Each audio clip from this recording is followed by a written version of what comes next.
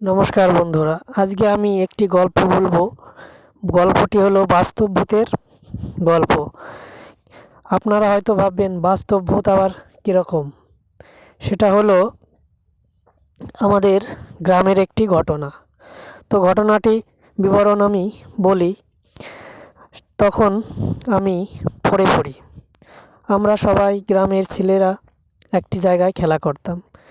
আমাদের গ্রামটি ছিল উত্তর দক্ষিণ লম্বা এবং গ্রামের সাইড দিয়ে ছিল একটি খাল।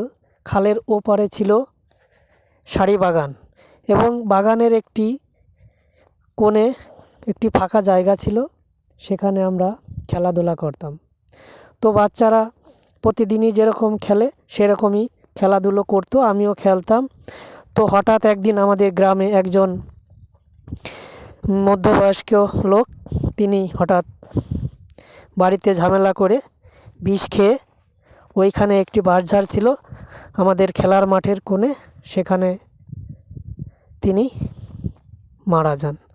তো সেখানতে মারা যাওয়ার পরে আমরা তো ভয়ে কিছুদিন খেলতে যেতাম না এবং কিছুদিন পরে শোনা গেল সে নাকি ভূত হয়েছে।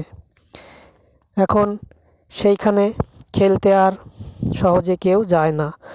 তো এতদিন পর প্রায় 2 মাস কাটানোর পরে আমরা তখন আবার 2-1 জন করে খেলার মাঠের দিকে যাওয়ার উদ্যোগ নিলাম।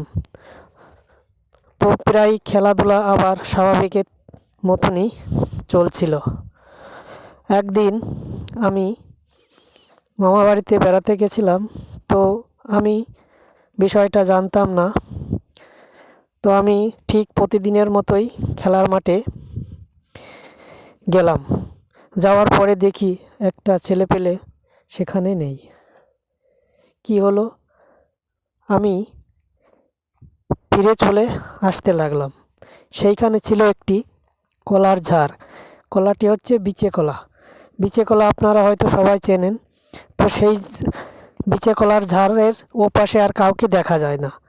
তার সাইডে ছিল একটি সুবাউলা গাছ। সুবাউলা গাছ হয়তো সবাই চেনে না, তো যাই হোক, কেউ গ্রামের লোকে চটকা গাছও বলে। তো আমি সেই চটকা গাছের ধার দিয়েই আমাদের পথ। তো একটি ডাল, চটকা গাছের একটি ডাল কাত হয়ে বিচে কলার ঝাড় পার হয়ে আগা বেরিয়ে সাইডে পড়েছে। এখন হঠাৎ আসতে আমি দেখি ওই চটকা গাছের ডালটি একবার নিচে নামছে এবং একটি ঝাঁকুনি খাচ্ছে, আবার উপরে উঠে যাচ্ছে। এরপর আবার নিচে উঠছে, একটি ঝাঁকুনি খাচ্ছে, আবার পড়ে যাচ্ছে। আমি সেটাকে লক্ষ্য করলাম। এরপর লক্ষ্য করার পর আমি একটি কাশির শব্দ শুনতে পেলাম। আমি তখন ভয়ে দৌড়াবো, এরকম সময় দেখি আমাদের গ্রামের একজন বয়স্ক লোক, তিনি বেরিয়ে আসছেন। হঠাৎ দেখি তার বগলে কিছু চটকার পাতা। তো আমি ভাবলাম ওটা হয়তো সত্যি সত্যি ভূত হবে। তো আমাকে দেখে সে ডাক দিল।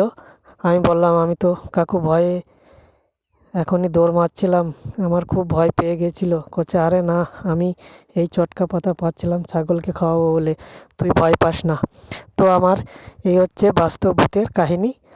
তো যদি ভালো লাগে আপনারা এই গল্পটিকে একটি লাইক সাপোর্ট করে দিবেন এবং নতুন নতুন গল্প পেতে হলে আমাকে উৎসাহ করবেন। আমি নতুন গল্প আনার সম্ভাবনা দেখাবো। নমস্কার।